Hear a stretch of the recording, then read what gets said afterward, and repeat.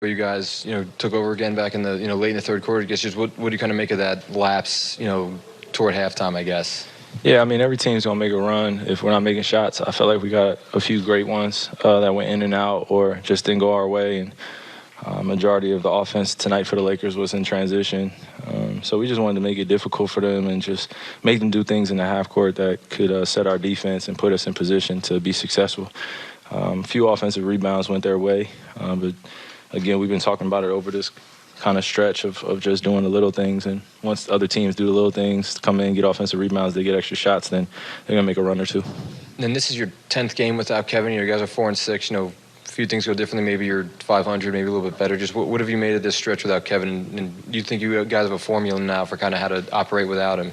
Yeah, we just take it game to game. To be honest with you, I'm not really paying attention to the wins or losses per se.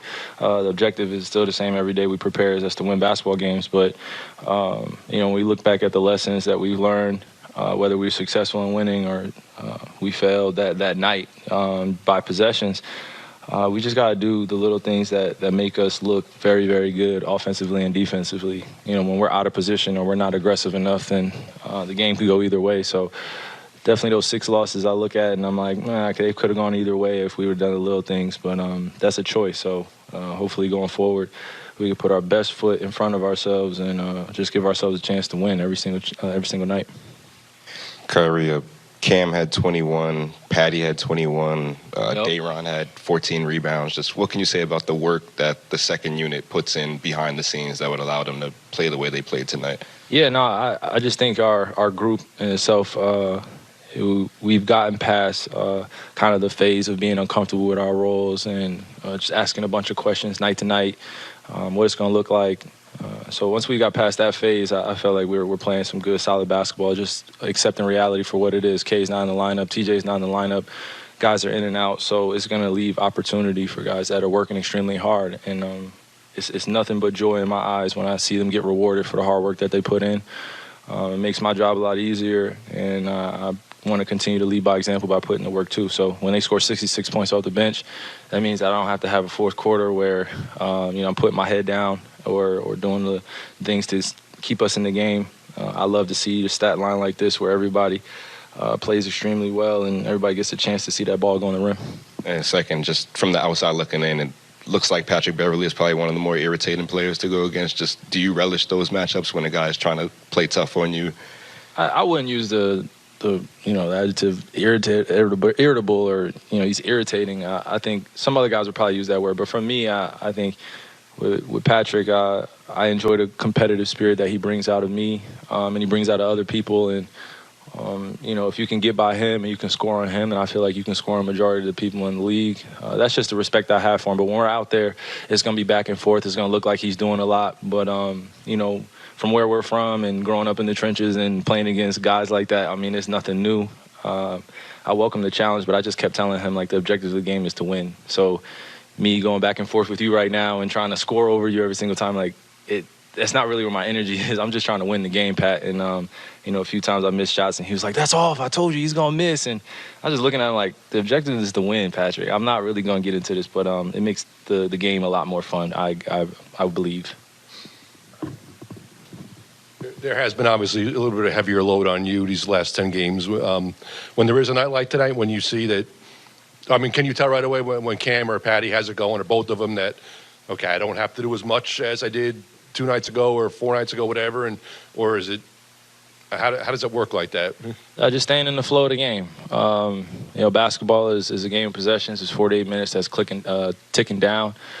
So when you got guys that can have 2-minute spurts where they score 6 to 10 points or 4 points, or they give you a 3-pointer out of a timeout, or they get you a charge or defensive stop, it matters for the overall landscape of the game. So I care a lot when those guys are playing well. I care a lot regardless, but when they're playing extremely well, I just want to feed them confidence. And game to game, I'm just telling them, be aggressive, find your rhythm, and just read me. I'm able to get you open shots if Patrick Beverley's playing me like this.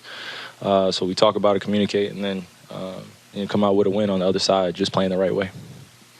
It's been a little bit of a running joke on social media that Cam never smiles. It looks like he cracked one to you at one point. Can you just talk about what you've seen from him personality-wise and as a player, just behind the scenes? Well, first he said that question came off the cuff, like Scoot.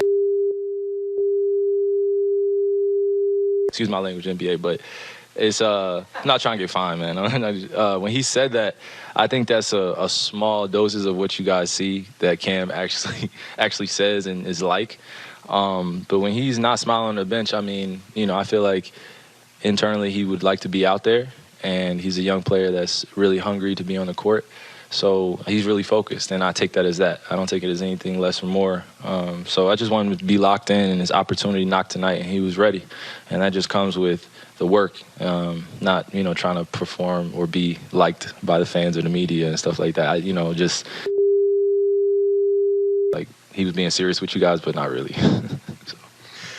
Kyrie, you've always spoken about the responsibility you feel to put on a show for fans when you're out there. As one of the stars of the game, in the context of LeBron and AD sitting on the first night of a back-to-back, is there anything you feel like the league can do schedule-wise to allow the stars like you, who people come out to watch, to be out there more than what they are right now? Sure, man. To be honest with you, I've been on both sides of the conversation in terms of trying to get as much rest for a long-time journey. You're going back to the finals, or, kind of just going through the day-to-day, and you just want to be ready for the big picture. And then on the other side, guys going down, and you feel called to play every single game where, of course, it's about the performance and the fans, and you want to show up, but you want to more or less show up for the organization, show up for your teammates, and get as many wins as you can, because these wins matter early. So we're definitely taking the necessary steps of having the conversations with the NBA about what it looks like for the quote-unquote star players missing games, or the superstar players not necessarily being available. It's a long season, man. It's a grinded-out season, 82 games. It's a lot on our bodies. I will not complain about it because I put my body in a great position every day, but it takes a lot of people a long time to figure out what their routine looks like at a very high level. So there's a figuring out process, basically what I'm saying, from the NBA side and the NBPA side on how we can reconcile some of these issues that the fans bring up, or the media brings up, or people bring up of why people aren't available. So I see it from both sides, and I have to sit in the middle and just say, we have things in the works right now that we talk about, but all in all, everybody's body is different, everybody's will to play is different, and everybody's desire to be out there is different. So I just think those that are available to play will play, and those that are not, you just got to respect their bodies and respect what they do. So. You obviously didn't get a chance to compete against LeBron tonight, but just from playing with him 6-7 years ago, could you foresee him playing at this high of a level at age 38? And what has impressed you the most about what he's accomplished this year as he approaches the scoring record? Yes. To answer your first question, yes, I definitely saw this when we were playing together. His ability to prepare himself mentally, spiritually, emotionally, game to game, day to day. I've been quoted on saying it's hard to be LeBron James or any superstar in any entertainment, sport, athletic, or business industry, because all eyes are on you. But he's handled it extremely well. We gave the keys to the whole entire business to an 18-year-old kid, and now he's 38 years old, and he's still dominating. I don't think we should be surprised. I think we should congratulate him and celebrate him as much as possible. Continue to, enjoy the shows that he put on, because it's not going to be for too much longer, whenever he decides to play. But I'm enjoying the show, and I wish we could have got a chance to play against one another.